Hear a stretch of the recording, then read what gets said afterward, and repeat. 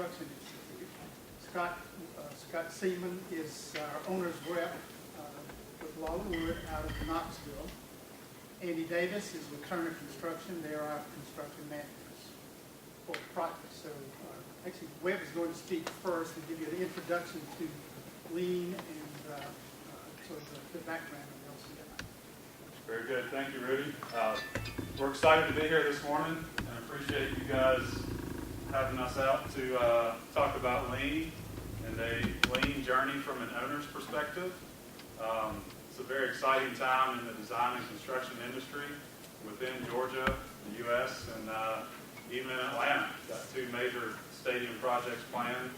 The economy's made a comeback, and so we feel there's a lot of good opportunity to start sharing some ideas and engage this group specifically as the right audience to start learning new things about lean. Again, my name is Webb Embry. I'll kind of be the moderator for the discussion here. And before we jump into the project team, I want to talk a little bit about the Lean Construction Institute. Much like COAA, LCI is a national organization, started in 1997, and we've got 26 communities of practice around the nation. It's effectively a chapter, if you will. And really the mission is to transform the design and construction industry through applying these lean principles and practices on our projects and within our communities. The construction industry, by nature or history, has a tremendous amount of waste in it. We see that as being a lot of opportunity. If you look at national trends on productivity, almost all the other markets are increasing in their productivity measures, and construction has held constant or even taken a dive in its measures of productivity. So with that in mind, with the strong market we have here in Georgia, it's about a $7 billion annual construction market. We really see good opportunity for improvements in our area. Now jumping into the Georgia community of practice, this is a relatively new community. We started last June, and building speed, building momentum, starting to hold more events like this, reaching out to you guys. We held our kickoff event back in September, and this panel discussion is actually a repeat to that kickoff event we held in September. So we appreciate your interest. On the graphic, you can quickly see this is kind of our goal and direction and how we want to reach out and engage the community. The first starts with education, whether that's more of a formal training session, an intro to lean, intro to last planner system, getting together one-on-one for coffee, holding a case study, looking at a particular project, educating and making everyone aware of what lean is and some of the values that can add to your projects and your organizations. Once we get more people involved, we'll start seeing more projects that are holistically embodying a lean approach, not just a contractor and a trade contractor working on the last planner system, but really getting the design professionals, the owners reps involved, so you really get full exposure and more opportunity to save time and save money. And then add that value, get the time savings, the cost savings, and start to measure that. There have not been great measures to date on what some of those things are. So build a better database for a different type of project delivery and pump that back into the education cycle and then really continue there. So LCI is just a volunteer piece for me. As Rudy mentioned, my primary job is with BDR Partners. We're an owner's representative, manage complex healthcare and higher education projects. So that's just a quick piece on my background. What is lean? And if I could get a show of hands on how many people are pretty familiar with lean and or have been on a lean project. Okay, good. So we'll just do a real high-level overview, and then these guys will get into more specifics. But really, lean is all about providing better value by reducing waste. And these are the 8 major wastes that are identified. A lot of these were identified in the manufacturing world. You hear about Toyota being a leader in the lean industry. And this can apply really to any process, whether it's an internal process in your accounting world, project management, construction project, manufacturing, whatever. And then next, once you've identified that waste, how do you reduce it? Again, these are high-level concepts, but the first starts with respecting people. And what I mean here is respecting the people who you have engaged as the expert, whether that's an employee sweeping the floor, maybe it's an admin assistant, double entering data and triple entering data between an accounting software and project management software, and taking reports from your contractor, respecting people for what they do and what they know, and valuing their feedback, using that feedback to put it back into the system, and then you start making improvements on that. So it's really, it works hand in hand with the people and then continuous improvement. Along with continuous improvement, you want to actively seek where that waste is and how to make it better. That's how you make the process better, is actively find ways to improve it. Now, specifically within our design and construction community, here are some tools listed below. I'm not going to go through the detail now, but we will some in the project team. There'll be more opportunities with LCI on the training front to learn more about those in detail. Now, find waste, reduce waste, and then implementing it. These are not always mentioned in the literature, but senior level support is absolutely critical if you guys want to adopt lean into whatever you're doing, whether it's an internal process, an external project. You've got to have support from the top down, and really that helps build a lean culture. There's going to be times when it's hard work. You may have some mistakes, but you really want to build an environment where people can have this open forum and provide the feedback that needs to be there to improve the process. And then lastly, keeping it simple. You know, lean is this big thing that's out there. Until you really get into it and learn about it, it kind of seems like something that may be hard to reach, or a misconception that you have to use an IPD multi-party contract. You know, keep it simple, take small steps to start with. And the picture you see here, this is from one of my favorite lean guys. His name is Paul Akers. He runs a manufacturing facility in Washington. He's also done a book called 2 Second Lean. I would highly recommend it. But the message here is that one day he went to McDonald's, he asked for a coffee, he wanted them to put in 2 creamers and a sugar, and they gave him this whole bag of crap and said, here's your coffee and here's your stuff. It's just a prime example of all the waste that's built into everyday common processes when he only needs a quarter of that. So he has a lot of good references out there on good ways to start making small improvements and really build momentum into what we're doing. So now we'll jump into the Northeast Georgia project team, and I'll turn it over to Rudy from the owner side.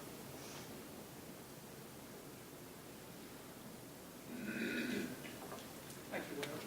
And again, it's a pleasure to be here today and tell you about the exciting project that we have under construction. First of all, give you a little overview about us. We're a single entity. We have one hospital. We're headquartered in Gainesville. We're licensed for 557 beds, and we have a series of neighborhood clinics throughout the state. Webb mentioned about having senior leadership to adopt a lean culture. And that's exactly what we have. We were fortunate enough to, about 4 years ago, our senior management said with all the impending changes with healthcare, we need to adopt a lean culture. So they've sort of ingrained that with us, and we did adopt that. So when we started the planning of this project, we were expected to and really wanted to utilize that lean culture to deliver our project. Somewhat of sort of what drove us to even more so into lean for this project. We, in 2009, we finished at the time, the largest project in our system's history. It was a successful project by its own right. We delivered traditional design bid build. And if you've gone through that, and I'm sure you have, there are a lot of unknowns in the process. We were very much not the exception there. We had the surprises. We design to a certain phase of the design, you get your cost, and you go, oh my goodness. We had a $13 million surprise in there. So we were able to adjust. We had to, the traditional cut things out of the project. We finished under budget. But was that a collaborative effort? No. Was it an informed, could we make informed decisions from the owner's standpoint? Absolutely. So, again, this project is unique somewhat. Again, it's the first net new hospital to be built in Georgia in over 20 years. So our senior leadership, along with the lean culture, said, we don't want to build the traditional hospital. We want something innovative. We want it to be different. So we didn't necessarily seek out being an IPD in the beginning. Our innovation, the desire to be innovative, led us into the IPD. One item we talked about evidence-based design, and in healthcare, that is so important. So we wanted this to be a clinically led process into our design. We had a goal of sustainability, and LEED obviously comes to mind, but we know that LEED is not necessarily a highly efficient building. So we wanted to push that beyond LEED, and we have done that. We'll tell you more about some of the energy sustaining features that we built into the project. So again, we were really open at the time to pursue new delivery methods. Again, as I mentioned, with the traditional design bid build, there's very little collaboration there. The owner is not as engaged as we should be. The architects are disengaged from the contract. So there's so many benefits and desires to be much more collaborative with the project. Again, the surprises when you at SD and DD you get your cost estimate, you sort of hold your breath and hope there are no surprises. But with what we've done here, we've utilized real-time costing and actually had no surprises along the way. And that also helps us to minimize the project risk from the owner's standpoint. An overview of the project. By healthcare standards, 100 beds, that's a fairly small hospital. But what we've done with the project is it's 100 beds. It's also incorporated and it's attached to a medical office building, 5 stories. Total square footage, 351,000 square feet. 100 beds, but we're in a highly growth area. This is in Brazelton, just in the shadows of Chateau Lawn, if you're familiar with that, right up I-85. So we know we're going to grow there. So we built in the expansion up to 350 beds. The site, we call it a pioneer site because at the time there were no utilities and actually there was no road to access the property, 112 acres. Our budget, our GMP now, the budget for the project is $188.4 million.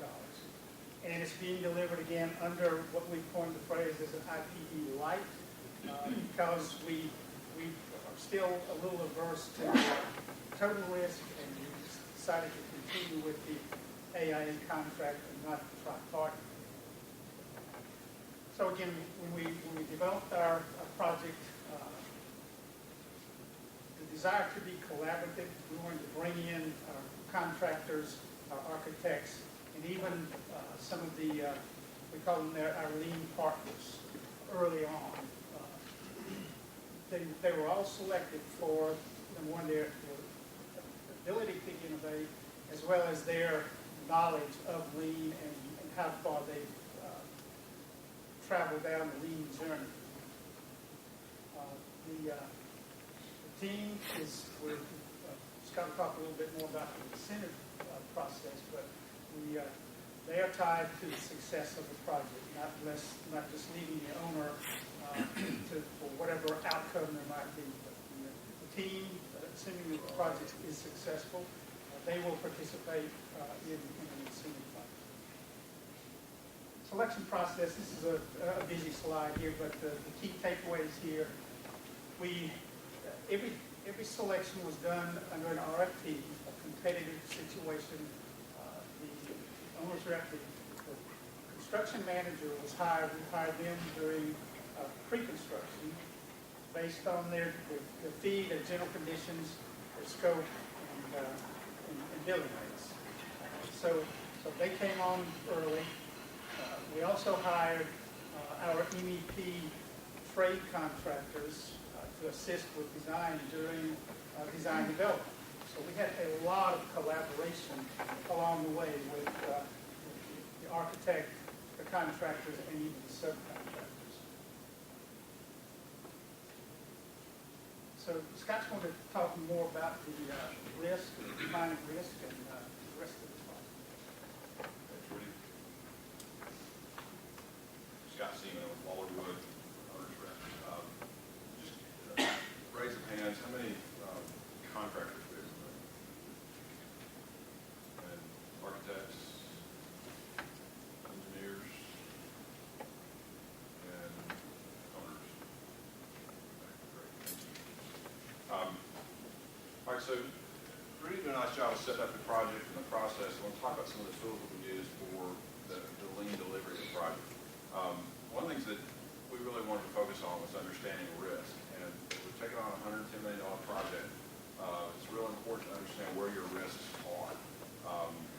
Every subcontractor, architect, consultant, contractor that joins this team takes on an inherent amount of risk. They know what the risk is. They know that the risk is in efficiency of the plant. Greg Powell with the Lean Construction Institute, he actually was one of the founders.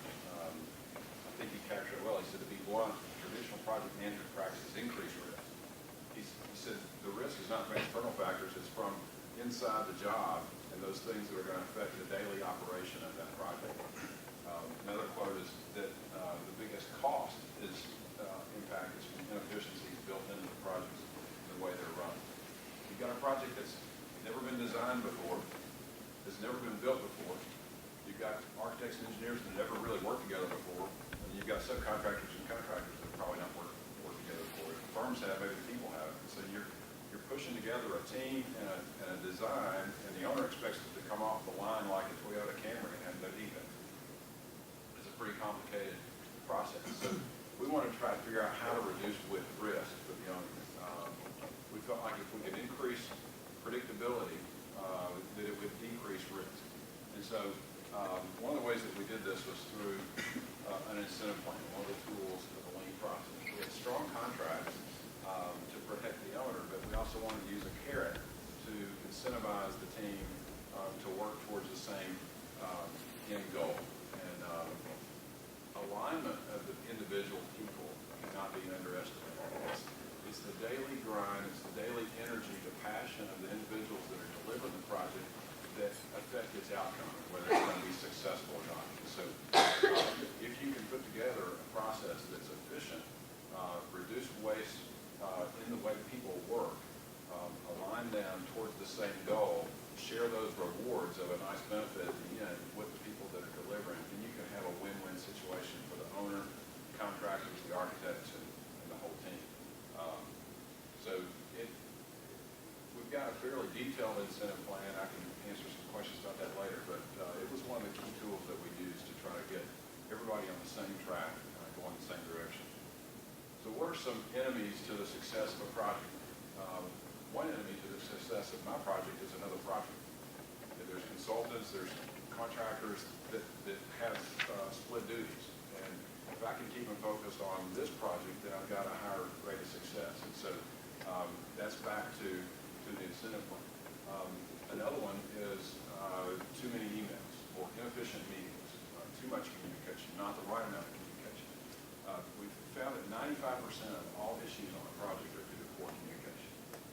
So if you can do something that's powerful and impacts communication on the project, you can really increase the predictability of the project, decrease waste, and raise the success level of the project. So planning, communication, all key in delivering that outcome that Rudy and the rest of the executives of EGHS want. So another tool that was used to help in this communication effort is the constraint law. How many are familiar with constraint law? Got a couple. All right, so this is a law that is just what it says it is. It's those things that can constrain a project. And instead of tracking every to-do item on a project, every RFI, and finding out what the status of that is, it's focused more on what is the most important energy for us to spend of our time. So this is the law that captures those things that are going to hold the project up in the next 6 weeks. If the mechanical contractor out in the field needs some information from the ME, he says, look, in 3 weeks, I'm going to have the answer to this question. Well, in this meeting, the engineer says, okay, well, I can have that answer to you in 10 days. And so we put it on the law. It's going to constrain the project in the next 3 weeks if you didn't have that. So the engineer commits, we put a date on there, and then the engineers measure. We measure everybody in the room, including the owner. And it's called a plan percent complete, PPC. So if the engineer delivers that information in 9 days or 10 days or less, he gets 100%.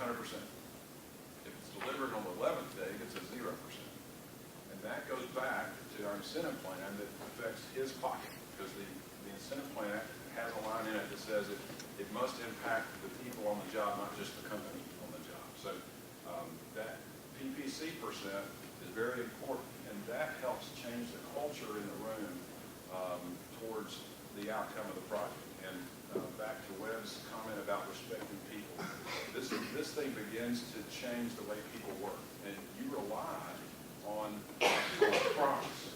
And if you can trust somebody's promise, then you can be more efficient in your work. And so as reliability goes up, trust goes up, predictability goes up, waste goes down. So our overall PPC percentage for our team is 87% right now. That's a pretty good percentage. If you get above 75, 80%, you're doing well.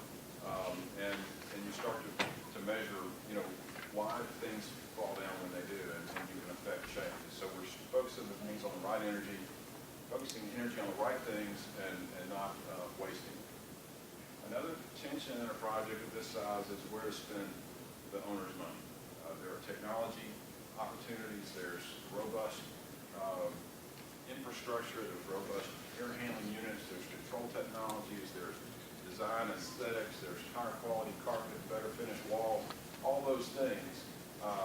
You've got different silos of people that have different interest in those things. And so they'll fight for certain elements themselves when at the upper level, you might want to sacrifice a level 5 finish on a wall for, let's say, a 3 Tesla MRI machine for a healthcare client. So how can we get all the constituents together to collaborate and make decisions that are in the best interest of the owner? You do that through this whole process, which is pushing people towards collaboration, towards trust, and towards responsibility, so that the owner can understand what the impact of the decision is. There's nobody that understands the value of a dollar better than a subcontractor and a vendor. They know what the details of the spec mean, the details of the drawings mean. So if you pull those people together, we used ECI, early contractor involvement, to really educate the owner as to what that means at the high level of this decision-making process, then you can make a better outcome of a project. So what we did, we used a target value design process. Anybody familiar with that? Have y'all been talking about that? Okay, I see some heads.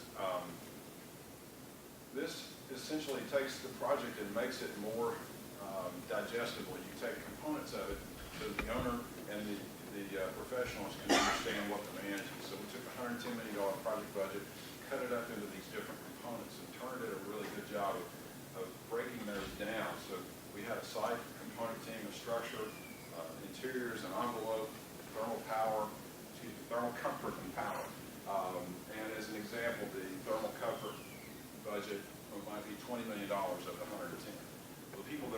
team are the mechanical engineer, the mechanical subcontractor, the architect, the contractor, maybe an equipment person, and the owner, and they come together and say, how can I use this $20 million that affects thermal comfort in the building? It's everything that impacts that and, for the whole design, to spin that the best way for this project. And so if somebody comes up with an idea saying, I think we ought to put these customized air handling units in there, that's a 50-year product, it'll be robust and serve the hospital for a long, long time. Well, then they've got to compare that to their $20 million budget and say, does that push us over? What else can we give up? If that's so important, how can we draw back in another area? Can we sacrifice some temperature controls to pay for that air handling? And then somebody says, wait a minute, the temperature controls are important to energy. So there's this whole balance discussion going on, and you put it in digestible components so that it can be good decisions can be made. And how that worked itself out in time was we picked a Tuesday every week. We met every week for a whole day on all the component team elements. And so it went from concept through SDs, DDs, and CDs, the whole team pulling together. And instead of doing this in a room, face-to-face, to save travel time, we did it on a go meeting, on the computer, on the phone, on a conference call. The day was blocked out into blocks, so we might have the thermal team at 10 o'clock in the morning going to 11. On that call, you hear everybody kind of collaborating and trying to figure out how to use the owner's money the best way. Turner would come to the meeting. You see it on your computer screen with a detailed budget breakdown of that $20 million, how it's spent. And if it was over budget, then there was an action plan to try to iterate and figure out how to get it down below. If it was under, then we talk about, should we use that money for another team, or should we use that money to buy those air handling units that we really want? And so this was really valuable to increase, we've been talking about predictability. You don't ever want to get down the road 3 months and then go, oh crap, I've got a big problem. On $110 million, that's disaster, especially when you've got an end date out in time, you want to deliver this project to the community and start seeing patients. You can't waste a week, you can't waste 3 months. And so this increased predictability, and it really was a key element of the success of the project. So how did we do? This translucent bar is the budget over time, and this was our estimate in the background. So we started out with a $107 million budget. The owner added a fifth floor to the medical office building, brought it up to almost 110, added some more scope later. These are our dates along the bottom. And so in the end, we had a $111 million target budget. Well, in the beginning, when we were still at $107 million, we had a $114 million estimate, a $7 million problem. And so that was divvied up into the different component teams to say, look, you got to pull X amount out of your budget in order to affect the $7 million at the top one. As we got into CDs, we were still over budget, and then the work started really paying some dividends. And the interesting thing, if Rudy was to speak up, he would say, this slope was a great thing to accomplish for the owner. However, if it's deep cuts that sacrifice the integrity of the project, then it's not a success, right?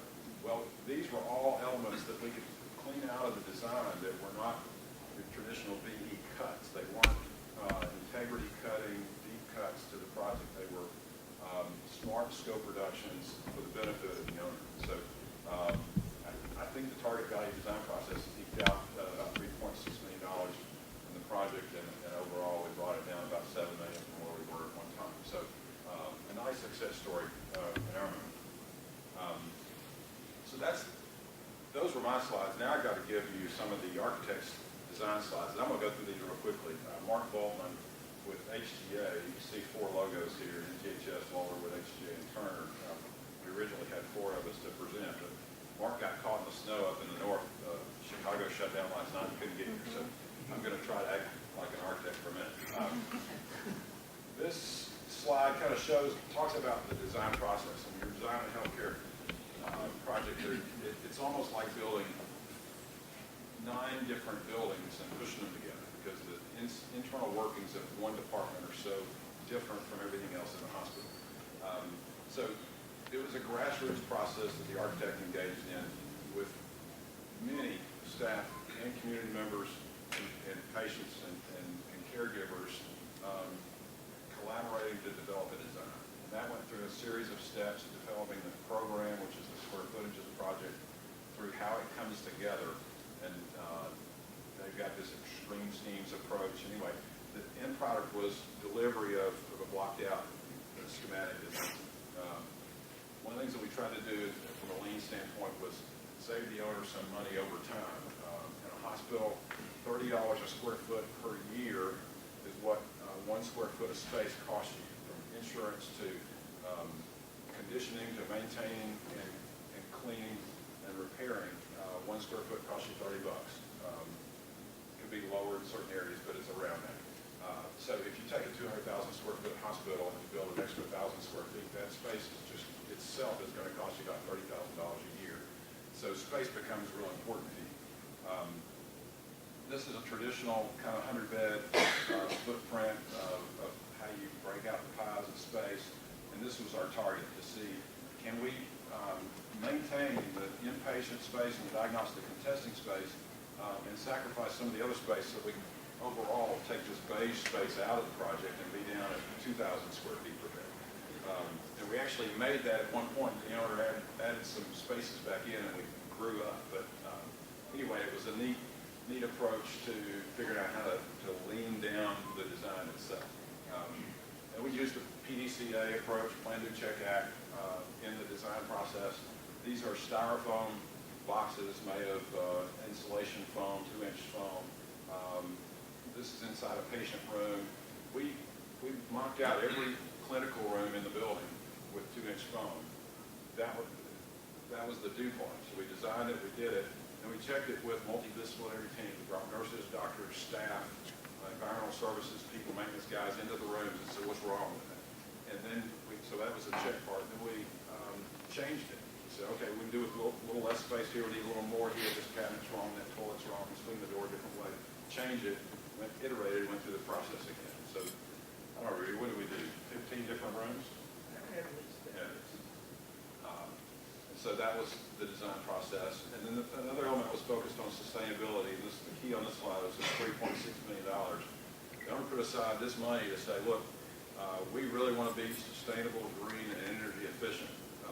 What's the best way to do that? And so the team took architects, engineers, contractors, put them together, came up with 105 different ideas of a way to do that. The goal was a return on investment, simple payback of 7.5 years. So the owner needs to get back to $3.6 million in 7.5 years, and then after that, it's a benefit. And so, with their very detailed process, prioritized them, and then came in with a approach to making recommendations to the owner, and those were through what's called an A3. An A3, I was not sure what that was when we started, but all it is an 11 by 17 piece of paper.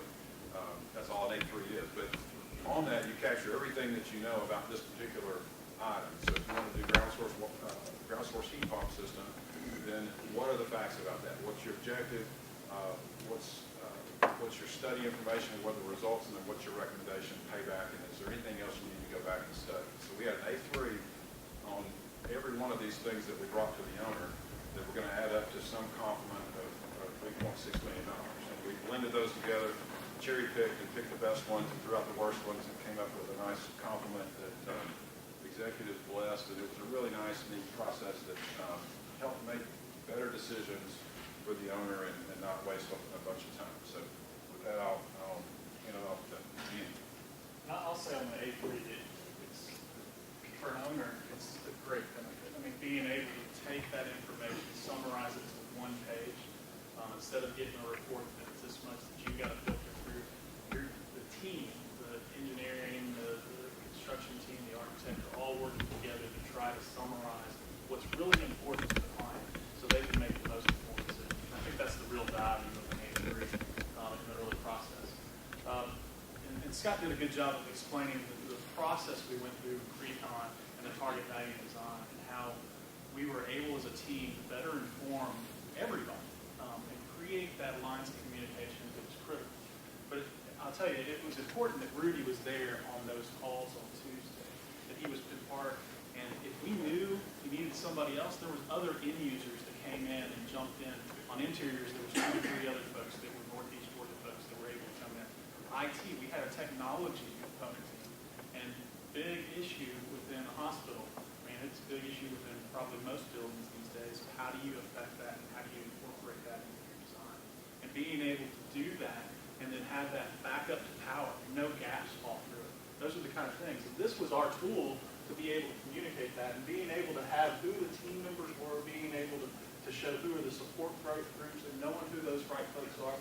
The other key thing here was this target line.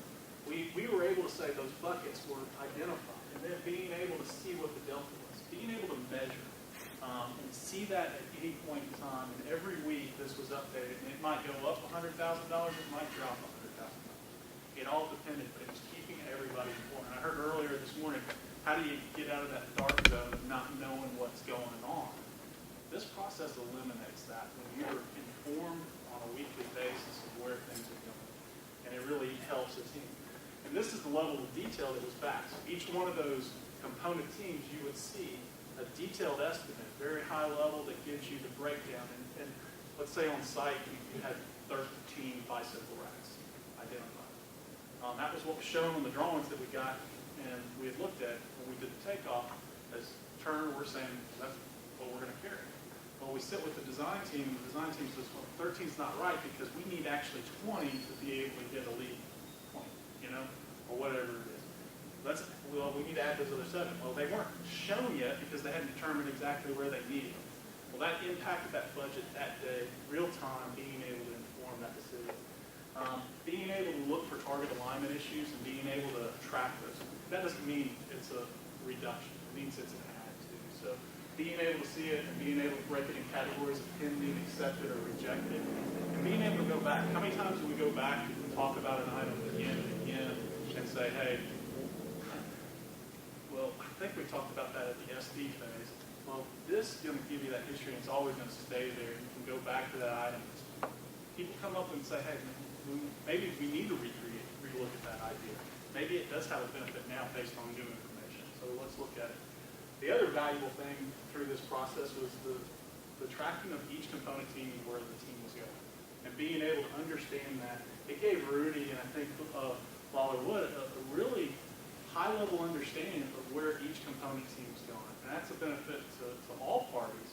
And I saw a lot of power with the design team to be able to understand where they were going, especially the engineers. It seems like, I know mechanical, electrical in a hospital, they feel like they always get beat up, and they're the ones that always get cut. So and that's really the lifeblood of the facility, and they shouldn't be the ones that are always taking the brunt of it. They've got a budget. Everybody said that's the target, and they help control in there.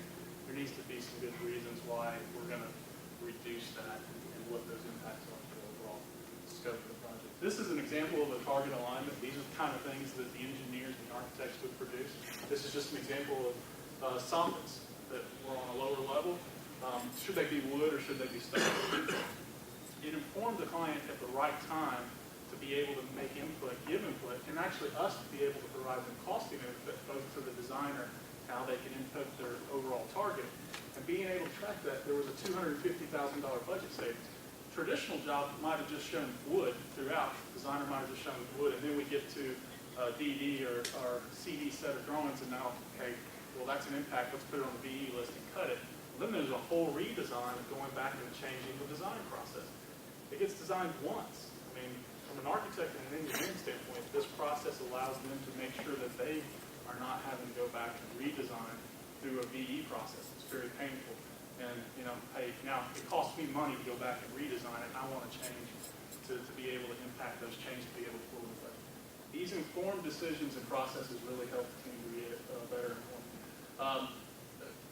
One of the things that I also heard this morning that was kind of interesting, just sitting and listening to some of the things, how do you do the QAQC? This is one process that it's a little old school in some ways, and some of y'all may have done this in the past, but you basically pin up the drawings for each floor or area, and you have your architect, your reflected ceiling plan, your architect, your engineer, electrical, mechanical, IT, all of them up there, and you get everybody around and you actually look at it. And people are making notes of saying, here's comments, here's things. And this was done in a 95% check set. And we went through it one last time. But it took everybody to invest a day to go through this process, and we worked through each section. It helps to avoid the change orders, the RFIs, those things that inherently are very frustrating for everybody. They are painful for everybody that's on the team to deal with those issues. And that investment up front helps to reduce those long term. Last planner, we talked a little bit about. I'll tell you, the last planner, sometimes for owners, it seems like, oh, that's something the construction team is going to do. That's how they're going to manage their stuff. They're going to do it. We did this in design. The very first day that you talked about the 8-week planning period, we sat in a room with the architect, with the design team that were at that time together, and we laid out those key milestones. And we did it by using Post-it notes, being able to come up and visually being able to understand what are those critical things that need to happen, those key milestones. We also talked about deliverables, what deliverables, and being able to do that and make it very visual, simple, where everybody can easily understand it. That's one thing that Last Planner does, and I think LCI really is out there promoting this, educating the industry about it. And what we're seeing across the country is that this is really taking on, and this is the way that we hold ourselves more accountable, and we use them as the experts to tell us what they think they are, what they need, how much time they need, and where they need to be able to hit the end date that we've got in front of them. Prefabrication is another big thing that's in the industry right now, and you know, we see some clients say, hey, we've got to go do prefabrication, we've got to do prefabrication, everybody wants to do it, contractors want to make it happen, and all these things. You got to really think about how you're going to prefab. You got to, just like you have a BIM execution plan, you've got to have a prefabrication plan. You've got to understand what you're going to do. Some things it's very easy. The kit of parts, I'm not talking about the kit of parts. I'm talking about the kit of parts is one discipline doing their own thing. The prefabrication of modular systems where you get multi-trades trying to come together and build something that you can then put onto a whole system, an exterior skin that has glass and precast tied together. You're going to raise that up at one time. How do you implement that is really important, and you got to evaluate that. We evaluated on bathroom pods, the big thing within hospitals, and we had 3 pod vendors that we got pricing from. Went through, and this is actually after spending a lot of time in reducing and working with them to understand exactly what they were doing. They had several meetings with the architect and engineers to understand exactly what they needed to do. We also asked our subcontractors that we had on board, our ECIs, to say, hey, could you look at this and could we do a hybrid of this? Maybe not take it to the full level of all the interior finishes, but we do the pod, the drywall interior, the MEP systems, and bring those in. And that system is actually ended up winning out. But when we did the cost evaluation, there was $38,000 cost delta between it. Well, we talked with Rudy, and we said, hey, we think that $38,000 is really just probably, there's a lot more value that we're going to get out of it that we haven't seen yet. And we saw that value by how clean the job was, the number of people that were reduced on the job, how much more safe the job was. Those are the kind of intangibles that sometimes prefabrication brings to you. You've got to measure. And being able to reduce schedules are going to impact that by reducing general conditions and things like that. You've got to look at all those opportunities and make sure you're evaluating all that and take that time up front. Here's just a few examples of prefabrication. I'm not going to get into this. Y'all see this stuff on your projects. All this stuff is the stuff that our subcontractors are out there trying to figure out to be more competitive, to drive the cost of our projects down. And these are where BIM and some of those things are really impacting our ability to be able to do that. The other thing that Lean and the 8 Ways really focus on is the kit of everything on wheels.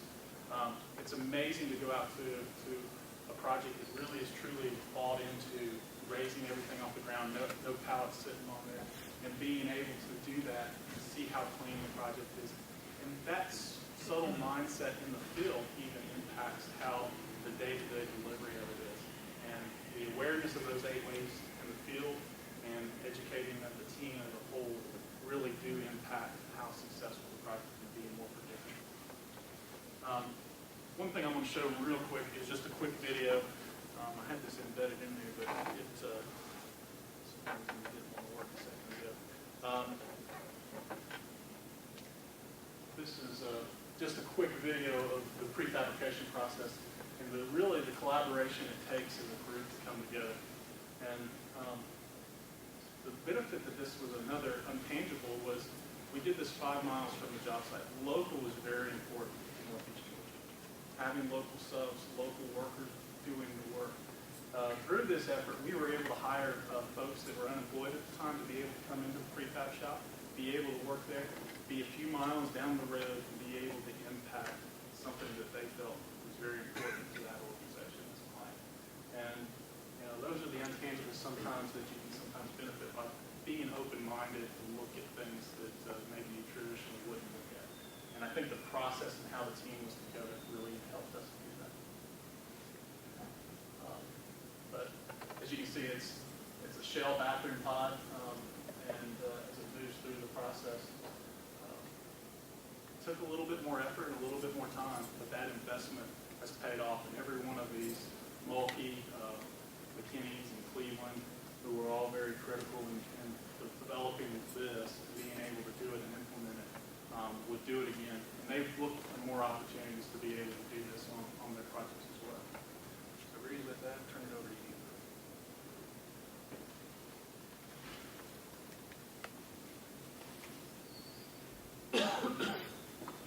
Thank you. Well, I think our team has done an excellent job of presenting to you a pretty compelling story of our project. From an owner standpoint, I can say after living through a similar size and scope project, traditional methods, there's been many benefits to this. Obviously, I think we talked about collaboration between the design team and contractors, that early information, communication amongst the design team and the owner. Here, with the target design costing, no surprises. And as an owner, that's the last thing you want, is to have a budget surprise, and most often they're not happy surprises. We think through the process, we've improved the quality, but we've also maximized the value. As Andy mentioned, we didn't have the traditional value engineering, and to an owner, there really is no value in value engineering, because we cut out scope throughout the process. If you are fortunate enough at the end of the project to reinstate it, oftentimes it's too late, or the redesign costs are too extreme. So many benefits. The project is about 50% complete right now under construction. We're on schedule. We do need some warm, dry weather to maintain that, but we're on schedule for substantial completion about this time next year.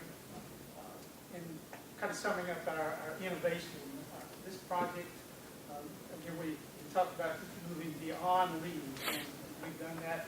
We've used ground source heat pumps, a geothermal heating and cooling system for the building. We are targeting a 50% energy reduction below your typical hospital, and about a 35% water reduction.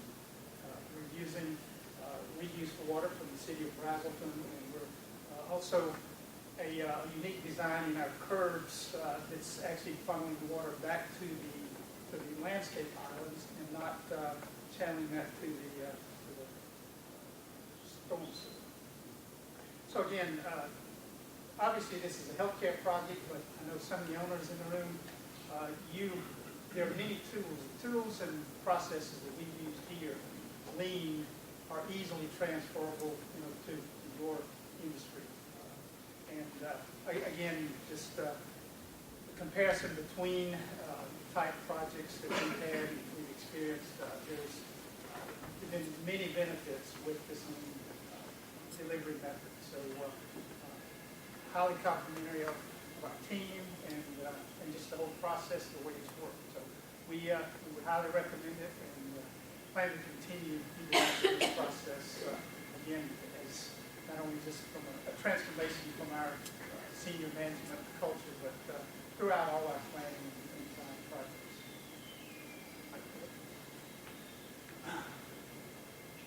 Thanks, Rudy. So I think just to touch on a couple key points, project team has shown you guys how they save money, how they achieve their target value on the costing side, and then some efforts that can go towards accountability and maintaining construction schedules. Rudy mentioned they're currently tracking schedule. We may be sandbagging a little bit. I think they all hope to complete a little bit early, but one thing that ties into good communication in a project, would be communicating early enough that there is some schedule savings.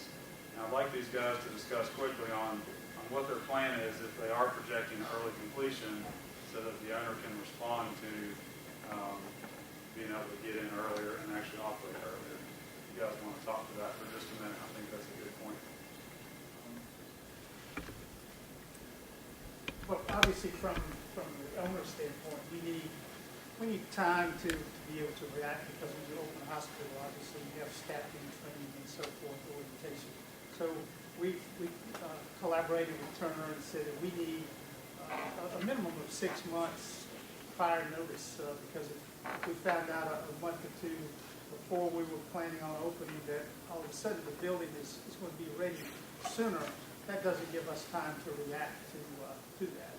So Andy is going to give us the good news here in just a few months. We hope that we are tracking ahead of schedule, and hopefully we will take possession of the building a month or two early. And one of the things that this project happens, the MOB is going to open up a couple months earlier than the hospital. And right now, we're on track to be able to open up the hospital and MOB at the same time. And if the weather and everything continues to go on, we feel like on April, May timeframe, we'll be able to have that discussion, be able to make that commitment to the client so they can prepare accordingly. That's key to be able to have a successful. It does no good if we don't give them enough time to be able to impact those couple of months there and be able to plan for that accordingly. All right, open it up for questions. That slide that shows the going down toward the end of the budget, was it value-based deductions? Some example of those deductions that came up? What may have been about? Right there. Yeah, I mean, there was tons of them. I mean, absolutely, there was tons. The kind of dialogue that happens on a weekly call is, we do a lot of hospital work, but it's the devil in the details. It's understanding really what the expectation is from the architect, the interior designer, the owner, of what they are really looking for. So our assumptions a lot of times at a very early stage are based on past experience, past history of what it is. So there were things that we really looked at, and we didn't have all the facts because we hadn't had the conversation yet. But the expectation is that you as the contractor are going to know everything at SD, and your number's going to be right. You're going to assume, and you have everything figured out. So what we've got to do is create a way to communicate that, and as we go through there was examples like the exterior of the system. We wanted to look at different options at the SD phase. How much stucco percentage do we have versus stone to stone? How much do we have of the masonry burnished block versus brick? Where do we put those accents at? And we worked very closely to come up to a percentage, and that percentage impacts that overall budget.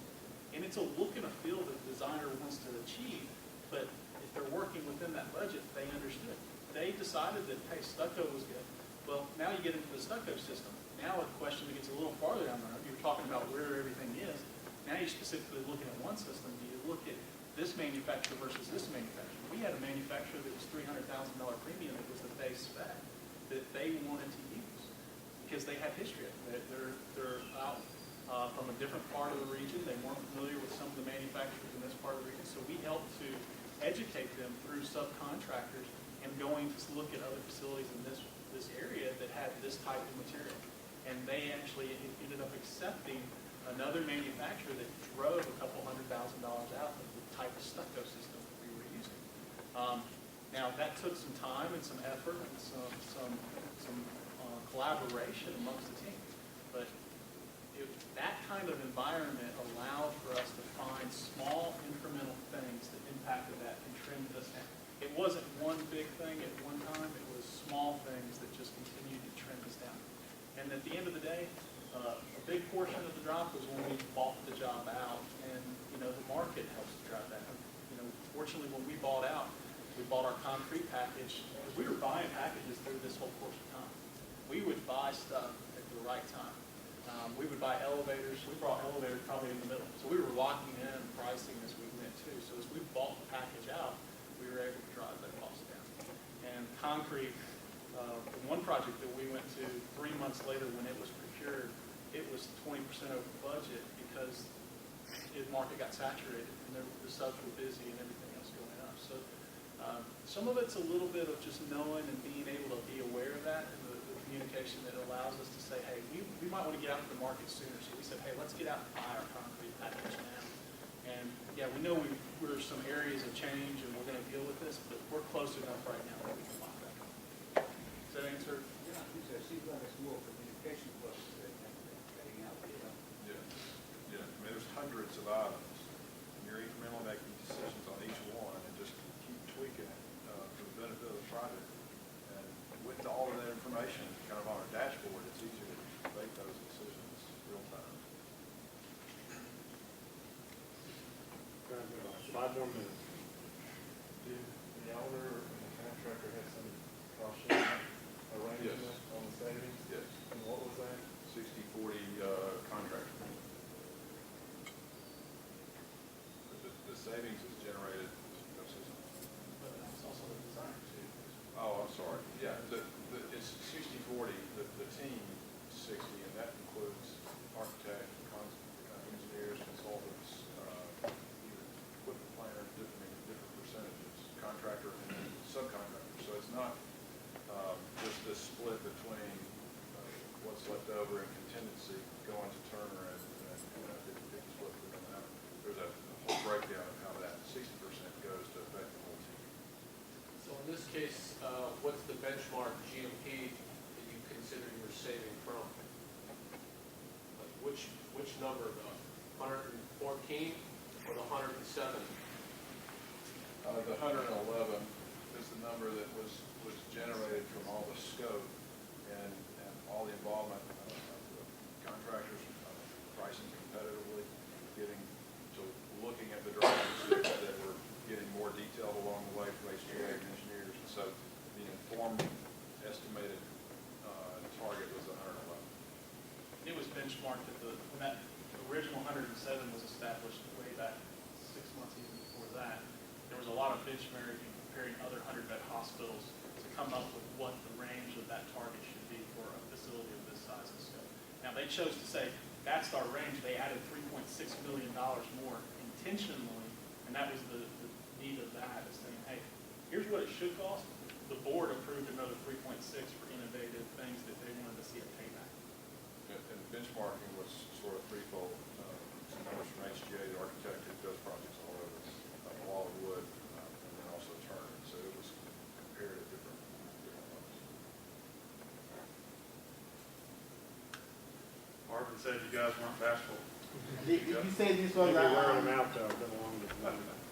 You say this was a DBB delivered, or because I think I saw on one of those slides where RFQs were presented. What delivery method? Lean, or is it DBB, or is it CM? What delivery method? Probably hybrid would be the best answer. An integrated delivery without integrated contract. It was design, pricing, iteration, some selection, and do you have a different answer to that? That's fair. I think it was a little bit of a hybrid. I mean, we're still under a CM contract. That's our contract approach. The architect's still under the traditional. There is a kind of a agreement that talks about how you're going to work together and the goals and objectives that tie to the incentive plan that say more of the touchy-feely, I'll call it that, the touchy-feely stuff, really how you increase the communication. Because the contracts, the AIs don't really address that stuff. The trust. How are you going to work together? Let me say this, though. The large percentage of the subcontracts were DBB. Lump sum, bid, selection. But there were 4 subcontractors that had many GMPs. So we had lump sum for 60% of the work, 40% of the work was many GMPs for those key subcontractors, and then Turner was on a GMP. Did those subs participate in the savings? Yes.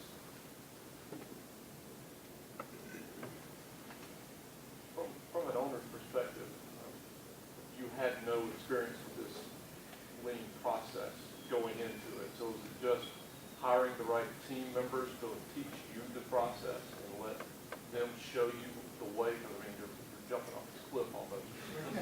Abyss of, integrated project and lean construction, all this. So you learn the process from your team members that you brought on board. Can you explain that This process? is sort of a learn-as-you-go process, yes. Obviously, doing a lot of research about the process prior to, but we really had no idea when we first entered into the process of exactly how this would come together. Fortunately, between our last project, we had a long time to interview a lot of different vendors, subs, architects, contractors, and so forth, and learning about tools that they had available. Turner came on board. They had a lot of lead tools. So did the architect, HTA, along with Logwood. So a collaborative effort of all the putting together the right team is what it came down to. And it also went down to not just allowing the architect to bring in their team, because we, meaning our team as well as NGHS as the owner, I would say we hand selected, but we steered and we shortlisted all the engineering and design team, and it was still a competitive process. But we knew of the major players, the ones that out there that had a lot of lead experience and innovation. So, but we've learned a lot about it and still have a long way to go. One more different. One of the pillars or the intent of the construction that I saw there was to reduce waste in construction. Have you been tracking that, and what type of waste are you talking about? Material waste or labor waste, or how are you trending towards your intended goal? Labor is the biggest is the impact. I think our industry is focused always on material costs for a long time. Us to be able to focus on labor and try to find efficiencies in our labor is where we have got a chance. We're coming to a situation where there's less skilled labor to do quality work. How are we going to impact that and being able to be more predictable with our labor that workforce that we have? So we've got to figure out how to means and methods put things together to do that much more efficiently. And yes, we're measuring that. It's spotty in where it is done and what's going on, but LCI has really got some great tools that they're trying to. And I think with this Atlantic COP, I would highly encourage you as the owner group to get involved in that. I've been involved in LCI for 5 years, and the impact it's made on the projects I've been involved with, the teams that get engaged in it, it has tangible benefits to your project no matter where you are in the process. Obviously, we're focusing on labor, but just for example, material, our target for the project is to recycle 95% of all construction waste, project including concrete. So we're right on target to maintain that. We appreciate your interest this morning. Like Andy said, we definitely encourage everyone to get involved with the Lean Construction Institute and the Georgia Community of Practice. I'm the chair for the Georgia COP, so feel free to reach out to me anytime if you want to get involved, if you have questions, guidance to people like these guys to talk about specific things. So once again, thank you. Thank you. Yep, and I'll have some sheets out on the table. If you want to write down your contact info, we will start to include you on the Georgia COP invites for upcoming events. Give our panel a round of applause. Keep you just for a few more minutes.